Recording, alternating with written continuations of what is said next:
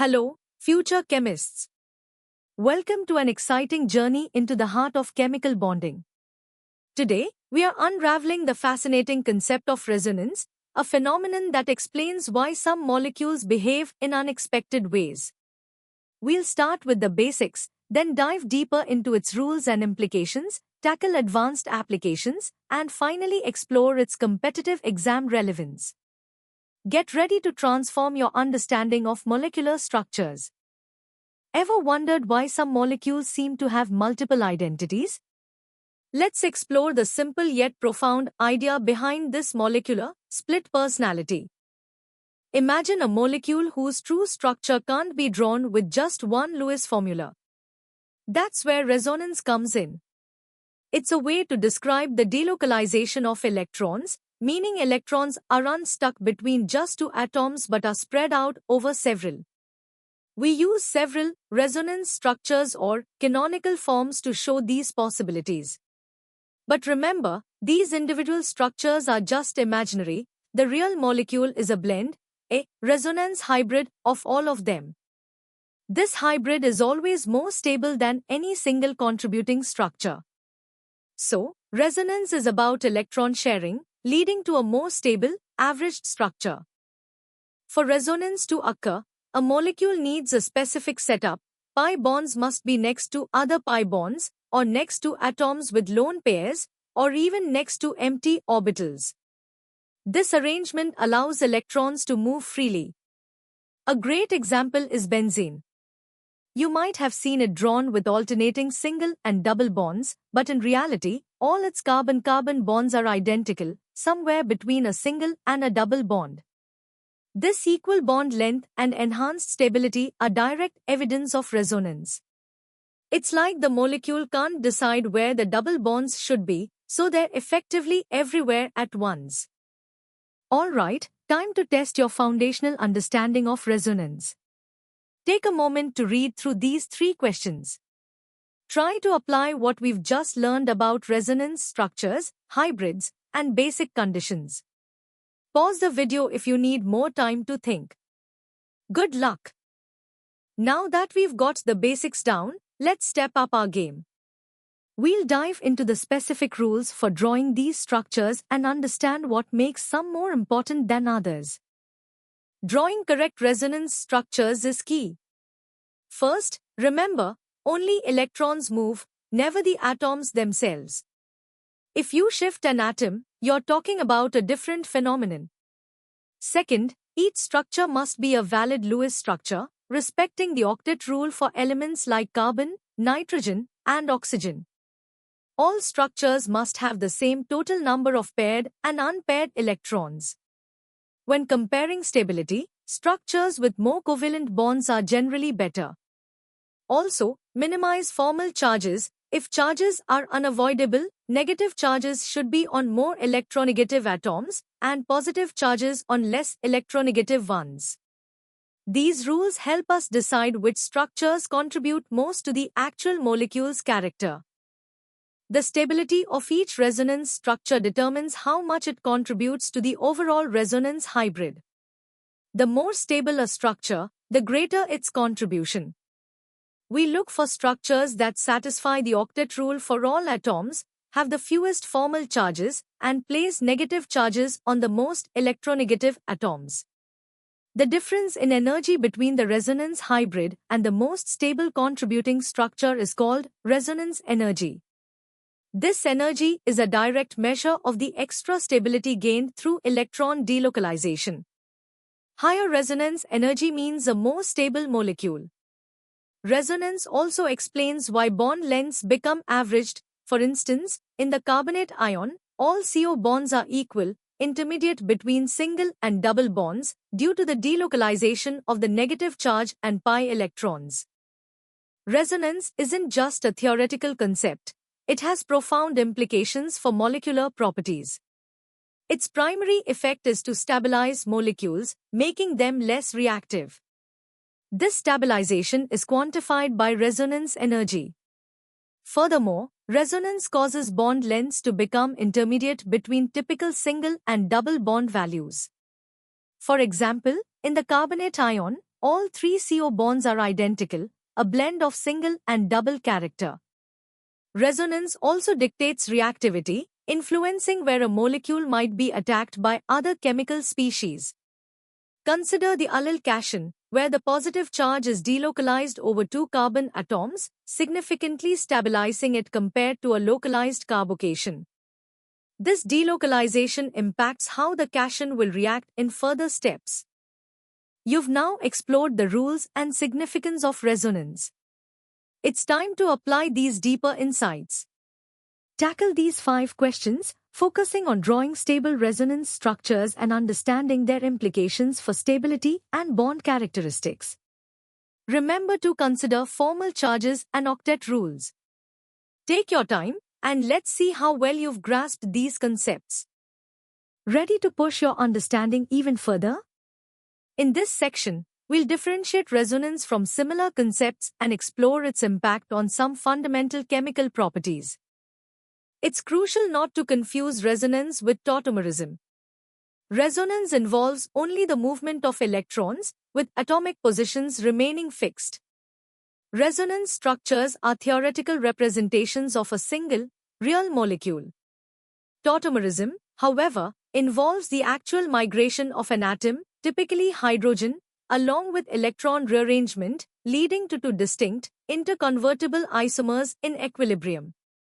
Think of the ketoenol system as an example of tautomerism, where a hydrogen atom moves.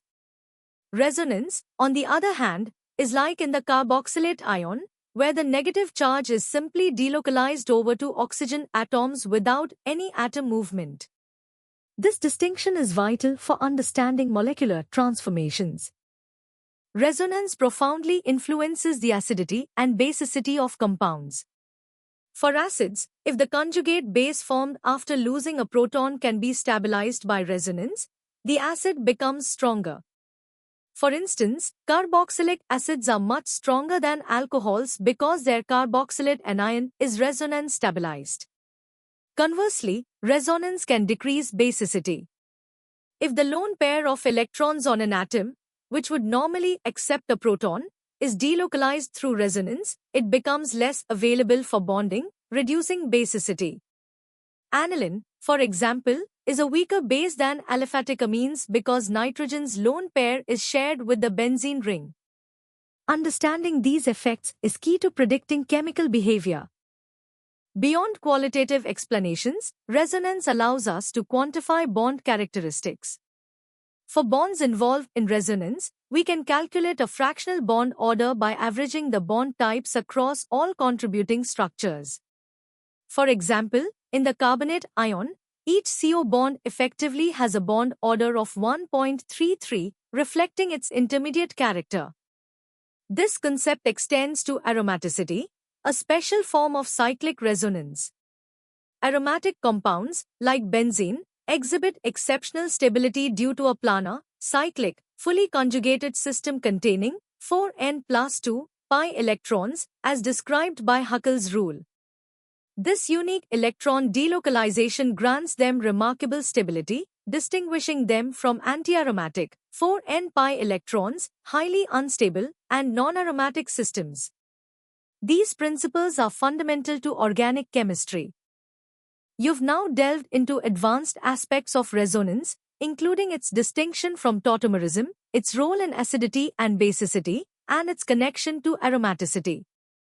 Now, challenge yourself with these 7 questions. They require you to synthesize these concepts, calculate bond orders, and apply Huckel's rule. Think critically and justify your answers. This will prepare you for more complex problems. All right, future engineers and scientists. We are now entering the most challenging territory.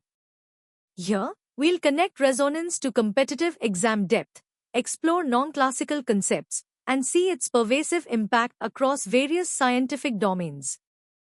Huckel's rule isn't just a simple formula, it's a cornerstone for understanding the extraordinary stability of aromatic compounds.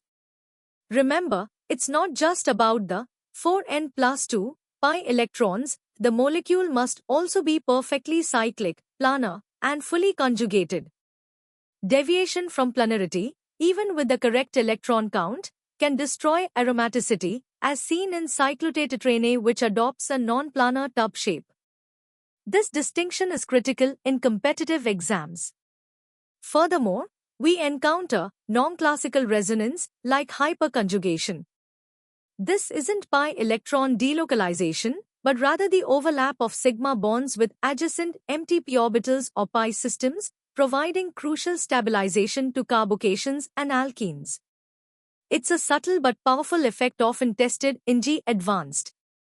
The engineering insight into resonance lies in its pervasive influence on reaction mechanisms. In SN1 reactions, resonance stabilization of the carbocation intermediate is a primary driving force, dictating reaction rates and product formation. Similarly, in electrophilic aromatic substitution, the rhenium ion intermediate is resonance stabilized, which explains the radioselectivity directed by substituents. Understanding how resonance stabilizes or destabilizes transition states and intermediates is paramount for predicting reaction outcomes and designing synthetic pathways. For example, the relative stability of various carbocations or carbanions, crucial for many organic transformations, is often a direct consequence of resonance or hyperconjugation.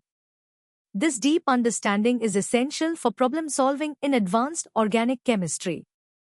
Resonance isn't confined to test tubes, it's fundamental to life itself. Consider the peptide bond, the very linkage that forms proteins. Due to resonance between the carbonyl oxygen and the nitrogen's lone pair, the CN bond acquires partial double bond character. This resonance restricts rotation around the peptide bond, forcing the polypeptide chain into a planar conformation, which is absolutely critical for the precise three-dimensional folding and function of proteins. Without this resonance, proteins wouldn't adopt their specific structures. Similarly, the aromaticity and extensive conjugation in the purine and pyrimidine bases of DNA and RNA contribute significantly to their stability and planarity, which are essential for forming the double helix structure and maintaining genetic integrity. Resonance is truly a unifying concept across chemistry and biology. The legacy of resonance extends beyond individual molecules. It forms the basis for understanding the properties of many functional materials, from conductive polymers to advanced pharmaceuticals. For instance, the extended conjugation in dyes and pigments, explained by resonance, determines their color by shifting light absorption into the visible spectrum. In drug design, understanding how resonance affects electron density and reactivity helps chemists predict how a molecule will interact with biological targets. The concept of resonance, initially a theoretical construct to explain unusual bond lengths and stability, has evolved into an indispensable tool for chemists, enabling them to predict, explain, and design molecules with specific properties. Its impact chain is vast, influencing everything from basic research to industrial applications. Mastery of resonance is therefore a gateway to deeper chemical understanding. You've absorbed a wealth of knowledge on resonance, from its subtle nuances to its profound impact on diverse fields. Now, let's put that advanced understanding to the ultimate test. Here are the first 5 challenging questions designed to probe your competitive depth. They require a synthesis of Huckel's rule, hyperconjugation, and mechanistic reasoning. Analyze each problem carefully, consider all possible factors, and choose the most accurate answer. Pause the video if you need extra time to formulate your solutions. Good luck! Alright, let's continue with the final set of 5 questions. These problems are crafted to push your limits, asking you to apply resonance principles to complex scenarios, spectroscopic interpretations, and biological contexts. Think critically about electron delocalization, stability, and reactivity. Remember, the goal is not just to find the answer, but to understand the underlying chemical logic. Take your time, draw structures if necessary, and connect the dots between the various aspects of resonance we've covered. You're almost there. Give it your best shot. Congratulations, future G main achievers. You've just completed an in-depth exploration of resonance, mastering concepts from basic definitions to advanced applications. This journey has equipped you with a fundamental understanding crucial for your G success and beyond. To solidify your knowledge and practice more such challenging problems, visit synapse.omaps.in. Don't forget to like this video, share it with your friends, and subscribe to our channel for more exciting chemistry content. Keep learning, keep exploring, and keep aiming high. See you in the next session.